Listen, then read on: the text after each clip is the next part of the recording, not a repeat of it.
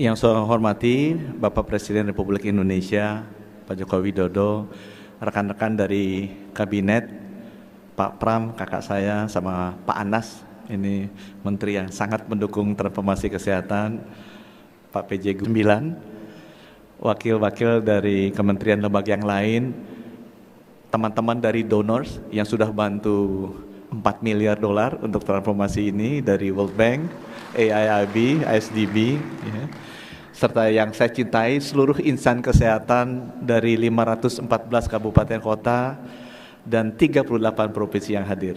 Assalamualaikum warahmatullahi wabarakatuh. Salam sejahtera untuk kita semua. Om Swastiastu, Namo Buddhaya, salam kebajikan.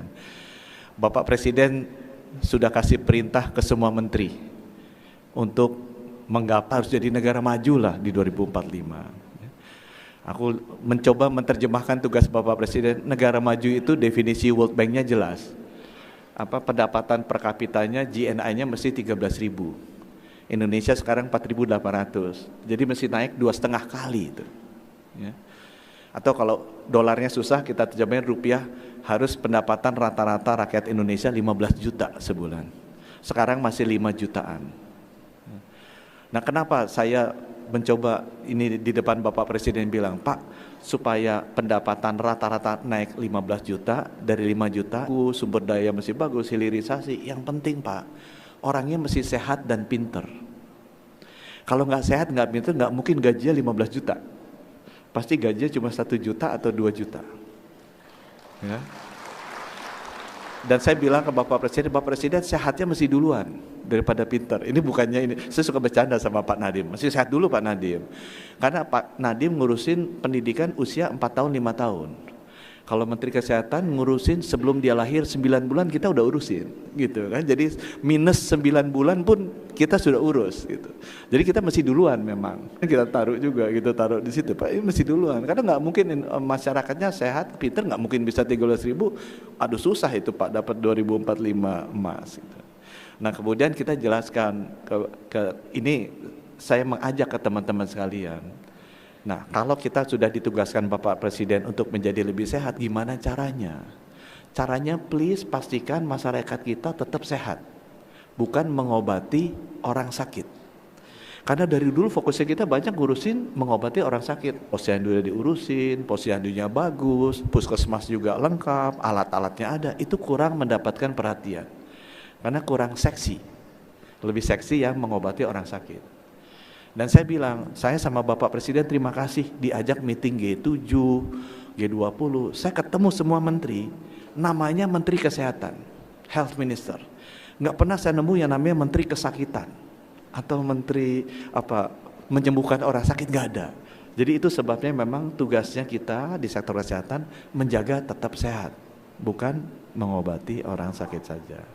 Dan untuk itu sekarang kita menyusun RPJMN, dan dalam penyusunan RPJMN ini kita ingin memasukkan konsep baru itu di dalam transformasi kesehatan dengan mengajak partisipasi dari 514 kabupaten kota, 38 provinsi, bukan hanya kepala dinas kesehatannya Bapak Presiden, tapi di sini ada kepala Bapedanya. Karena Bapedanya penting untuk terlibat sejak awal. Termasuk dirut-dirut RSUD kalau nggak salah ada 604 Pak. Ini yang kita undang untuk datang dengan menjaga agar masyarakat kita tetap sehat. Ya.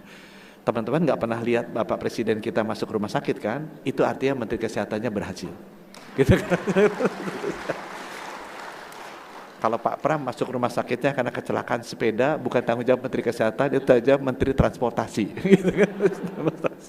Tapi Pak Pram juga sangat sehat.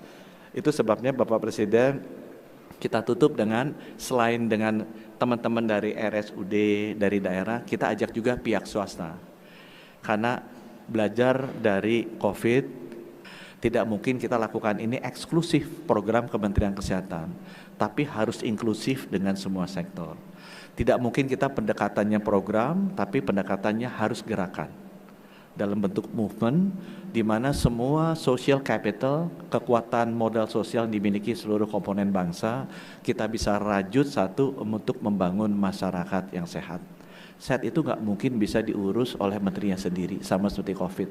Tapi kalau semua TNI, Polri, NU, Muhammadiyah, sampai seluruh ibu-ibu di rumah tangga sudah tahu gimana cara hidup sehat, itu adalah cara yang terbaik. Dengan demikian mudah-mudahan terima kasih sekali dan mohon arahannya Bapak Presiden kepada semua teman-teman yang bergerak di bidang kesehatan kali ini. Wabillahi taufiq wal hidayah. Wassalamualaikum warahmatullahi wabarakatuh. Om Santi Santi Santi.